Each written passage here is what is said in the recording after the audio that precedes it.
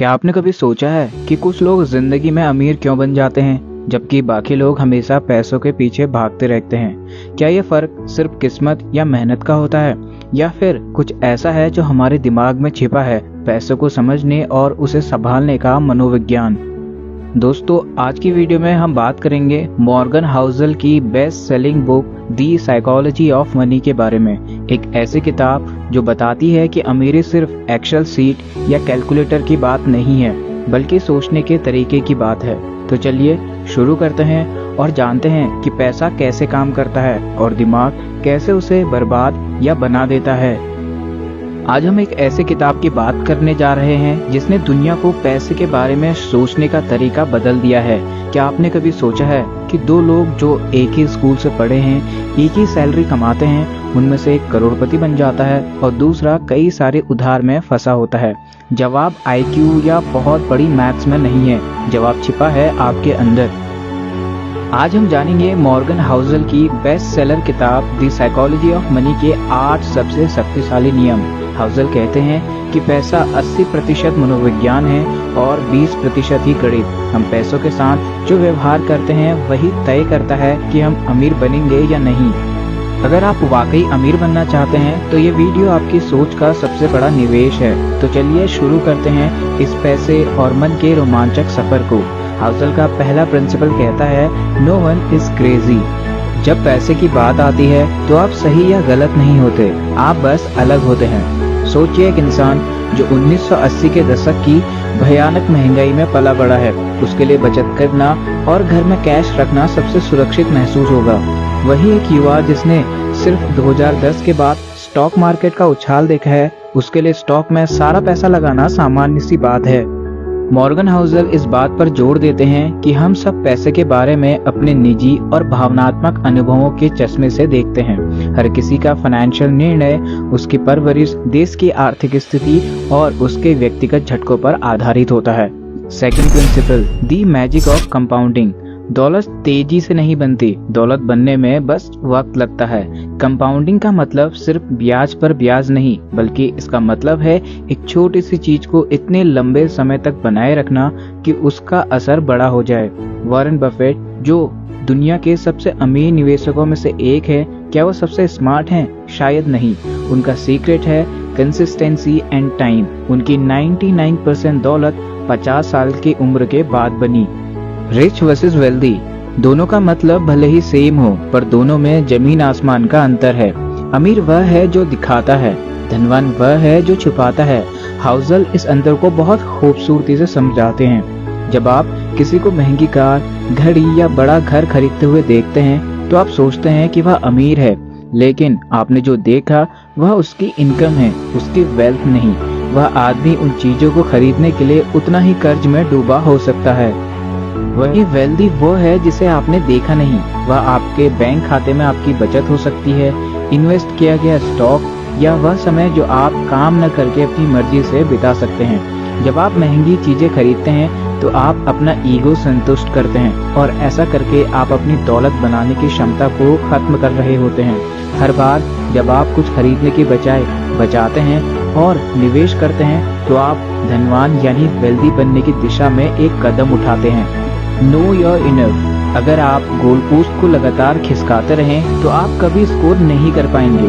दुनिया में सबसे खतरनाक वित्तीय जाल है सामाजिक तुलना, यानी सोशल कंपैरिजन। हम हमेशा दूसरों को देखकर अपना लक्ष्य बदल लेते हैं। अगर आपके पास 1 करोड़ है तो आप 2 करोड़ वाले को देखकर सोचते हैं कि आपको और चाहिए।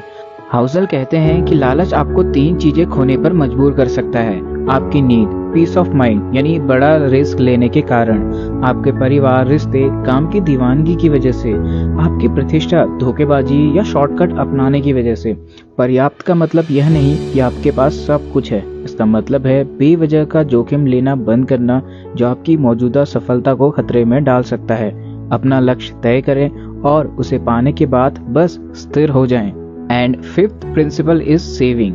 आपकी बचत किसी बड़ी खरीद के लिए नहीं, बल्कि भविष्य की अनिश्चितताओं के खिलाफ आपका कवच है। हम आमतौर पर किसी लक्ष्य के लिए बचत करते हैं, जैसे कार खरीदना, लेकिन हाउसल कहते हैं कि आपको एक हिस्सा सिर्फ इसलिए बचाना चाहिए क्योंकि दुनिया में कब क्या हो जाए कोई नहीं जानता। कोरोना का टाइम आखिर कौन ही भूल सकता है। जब सब कुछ रुक सा गया था, तब लोगों की सेविंग ने ही उन्हें सरवाइव करने में हेल्प की। कोई नहीं जानता कि कब आपकी नौकरी चली जाएगी, कब मार्केट क्रैश हो जाएगा या कब कोई मेडिकल इमरजेंसी आएगी। बिना किसी लक्ष्य की यह बचत आपको बुरे समय में सही फैसला लेने की ताकत देती है। यह लचीलापन है आपको संकट के समय सस्ते में शेयर बेचना या गलत नौकरी लेने से रोकता है। यह आपकी मानसिक शांति का मूल्य है।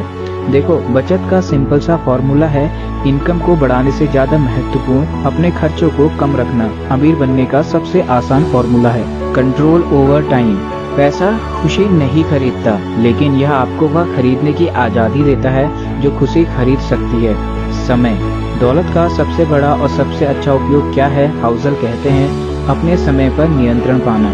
सुबह उठकर यह फैसला कर पाना कि आज क्या करेंगे और क्या नहीं करेंगे, यही असली दौलत है। एक व्यक्ति जो करोड़ों कमाता है लेकिन हफ्ते में 80 घंटे काम करता है और अपने बच्चों के साथ समय नहीं बिता पाता, वह अपनी कमाई के बावजूद गरीब है। और एक व्यक्ति जो कम कमाता है लेकिन अपने समय का मालिक है, वह धनवान है। याद रखें, आपकी बचत और निवेश आपको यही सबसे कीमती चीजें देते हैं। अपने जीवन के स्टीयरिंग व्हील पर आपका हाथ है। The market fees. अगर आप लंबी रेस जीतना चाहते हैं तो बाजार की सवारी के लिए आपको किराया देना ही होगा। जब मार्केट 10% गिरता है तो ज्यादातर लोग सोचते हैं कि उन्हें सजा मिल रही है, वे घबराकर बेच देते हैं।